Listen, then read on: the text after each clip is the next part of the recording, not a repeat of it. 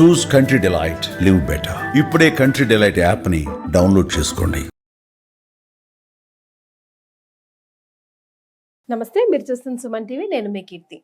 వారాహి నవరాత్రుల్లో భాగంగా 8వ అవతారం అమ్మవారిది ఏ విధంగా ఉంటుంది, ఎలాంటి విశిష్టత అమ్మవారికి కలిగి ఉంటుంది, ఎలాంటి నైవేద్యం పూజా విధానం మనం ఫాలో అవ్వాలి అన్న విషయాలు తెలియజేయడానికి ప్రముఖ ఆస్ట్రాలజర్ బ్రహ్మశ్రీ నందిబట్ల శ్రీహరి శర్మ గురుగారు ఉన్నారు. నమస్తే గురుగారు. ఆగర్థావివ సంపృక్తౌ మగర్థ ప్రతిపత్తయే జగతః పితరౌ వందే పార్వతీ పరమేశ్వరౌ. ఆదిత్యాయ చ సోమాయ మంగళాయ బుధాయ చ గురుశుక్ర శనిభ్యశ్చ రాహవే కేతవే నమః. శృంగేరి జగద్గురు పీఠాధిపతులకి, కంచి పీఠాధిపతులకి నమస్కారములు తెలియజేసుకుంటూ కార్యక్రమాన్ని ప్రారంభిద్దాం. గురుగారు, 8వ రోజు భాగంగా వారాహి నవరాత్రుల్లో అమ్మవారి విశిష్టత గురించి తెలియజేస్తారా? 8వ రోజు, 7వ రోజున అమ్మవారిని, వారాహి అమ్మవారిని మహావారాహి అమ్మవారి రూపంలో కొలిచినట్లయితే, 8వ రోజున ఈ అమ్మవారిని వార్తాళి వారాహి రూపంలో కొలవాలి. వారాహి అమ్మవారు అంటేనే లక్ష్మీ అమ్మవారి స్వరూపము, లక్ష్మీ అవతారాలు, మరొక అవతారాలు.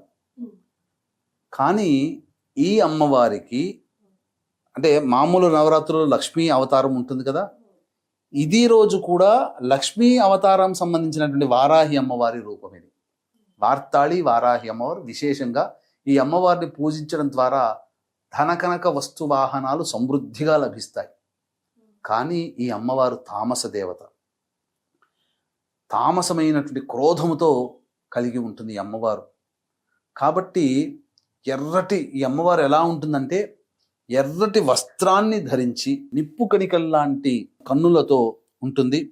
అంతేకాకుండా ఈ అమ్మవారు ప్రధానంగా శవం మీద కూర్చొని ఉంటుందట అమ్మవారు. 3 కన్నులు ఉంటాయట. ఈ 3 కన్నుల నుంచి అగ్నికీలలు వెలువడుతున్నట్టుగా ఉంటుంది వార్తాళి వారాహి అమ్మవారు. 3 కన్నులు కలిగినటువంటిది స్వప్నవారాహి అని ఇంతకుముందు చెప్పుకున్నాం కదా. ఈ అమ్మవారు వార్తాళి వారాహి అమ్మవారు కూడా 3 కన్నులు ఉంటాయట.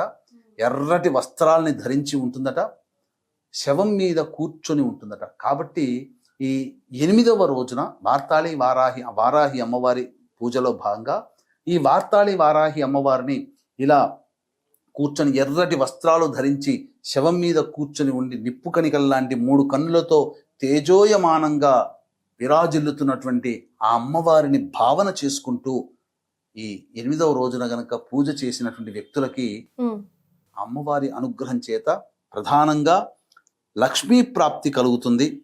అయితే ఈ అమ్మవారు ఎలా ఉంటుందంటే నీలి రంగులో ఉంటుందట. నీలం కలర్లో ఉండి ఎర్రటి వస్త్రాలు. ఇప్పుడు సాధారణంగా బయట దొరికే వారాహి అమ్మవారి చిత్రపటాల్లో నీలం రంగు చేతులతో కలిగి ఉంటుంది. 4 చేతులు ఉంటాయట. ఆ 4 చేతుల్లో ఒక చేతిలో రోకలి, ఒక చేతిలో నాగలి, ఒక చేతితో అభయహస్తం, ఒక చేతితో వరద హస్తం ఉండి ఆ విధంగా ఉంటుందట అమ్మవారు. అంటే నీలవర్ణము, ఎర్రటి వస్త్రాలు, 3 కన్నులు, శవం మీద కూర్చొని రోకలి, నాగలి, అభయము, వరదహస్తముతో ఉన్నటువంటి అమ్మవారిని తదేకముగా భావన చేసుకుంటూ ఈ 8వ రోజున ఎవరైతే పూజ చేస్తారో ఆ అమ్మవారి అనుగ్రహం వలన లక్ష్మీ ప్రాప్తి, ధనం కావాలి అనుకునేవాడు, రుణగ్రస్తుల నుంచి విమోచనం పొందాలనుకునే వాళ్ళకి రుణ విమోచనం అయిపోతుంది. ధనం కావాలనుకునే వాళ్ళకి ధనం సంప్రాప్తం అవుతుంది. గొప్పదైనటువంటి అచిరకాలంలోనే వాళ్ళు చేసేటువంటి ఈ పూజ చేసేటువంటి భర్తలు కావచ్చు, లేదా పూజ చేసే మహిళలు కావచ్చు, వాళ్ళు చేసే వృత్తి ఉద్యోగ వ్యాపారాల్లో ఆ అమ్మవారి అనుగ్రహం చేత అతి శీఘ్రముగా పైకి ఎదుగుతారు. తద్వారా వ్యాపారంలో అందరి తోటి వ్యాపారస్తుల కంటే వీళ్ళది వ్యాపారం బాగా సాగుతుంది. ధనానికి లోటు ఉండదు, చింత ఉండదు, ధైర్యం ఉంటుంది ఈ వారాహి అమ్మవారిని పూజ చేయడం ద్వారా.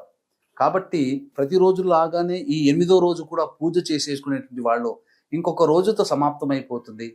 చక్కగా పూజ చేసుకున్నాము, లేదా మధ్యలో 7వ రోజు మొదలుపెట్టిన వాళ్ళు, 5వ రోజు మొదలుపెట్టిన వాళ్ళు, 3వ రోజు కూడా మొదలుపెట్టినటువంటి వాళ్ళకి ఈ పూజలన్నీ చేసుకుంటున్నాము. కానీ ఇంతకుముందు పూజలు అనేటువంటివి మనం చేసుకోలేదు మిగతా రోజులై. ఆ అమ్మవార్ల యొక్క అనుగ్రహం కూడా మనకు కలగలేకపోతుంది. మధ్యలోంచి మొదలుపెట్టాం కదా అని భావన చేసుకునేటువంటి వాళ్ళకి, ప్రతిరోజు పూజ చేసుకునే వాళ్ళకి పూజ హోమము పూర్ణాహుతితో ఆ పూజ సంపూర్ణమవుతుంది. అలాగే ఏ ఇతర కారణాల వల్లనైనా కానీ పూజలు చేసుకోకుండా ఉండి బాధపడుతూ ఈ పూజ అనుగ్రహం, అమ్మవారి ఫలితాన్ని మనం పొందలేకపోతున్నాం అనేటువంటి వాళ్ళకి చక్కటి ఆనందకరమైనటువంటి వార్త మన పీఠం ఆధ్వర్యంలో జూలై 5వ తారీఖు రోజున చక్కగా ఈ 9 అవతారాలకి సంబంధించినటువంటి 9 అమ్మవారి యొక్క హోమాది కార్యక్రమాలు మధ్యాహ్నం 3 గంటలకి 5వ తారీఖు రోజున ప్రారంభమవుతుంది. 12 గంటల లోపల మీ గోత్రనామాదులు నమోదు చేసుకోవచ్చు. ఈ కార్యక్రమంలో నమోదు చేసుకున్నటువంటి వాళ్ళకి శక్తిపాతము చేయబడినటువంటి శంకరుంగలి మాలని అందివ్వడం జరుగుతుంది. రైట్. మరి 8వ రోజు అమ్మవారి అవతారంలో భాగంగా ఎలాంటి నైవేద్యం సమర్పించాలంటారు గురుగారు? ఈ అమ్మవారికి చక్కెర పొంగలి లేదా బెల్లముతో చేసినటువంటి ఏ స్వీట్ అయినా కానీ ఈ అమ్మవారికి నైవేద్యంగా పెట్టవచ్చు. రైట్, చాలా సంతోషం అండి. ఇంకొక విశేషం కూడా ఉందమ్మా. ప్రత్యేకమైన విశేషం ఏంటంటే ఈ వారాహి నవరాత్రులు ప్రారంభమయ్యేది ఆరుద్ర నక్షత్రం. 10వ తేదీ అనగా శుక్రవారం నాడు అమ్మవారి ఉద్వాసన చెయ్యకూడదు కాబట్టి శనివారం నాడు దశమి తిథి రోజున ఉద్వాసన చెయ్యాలి.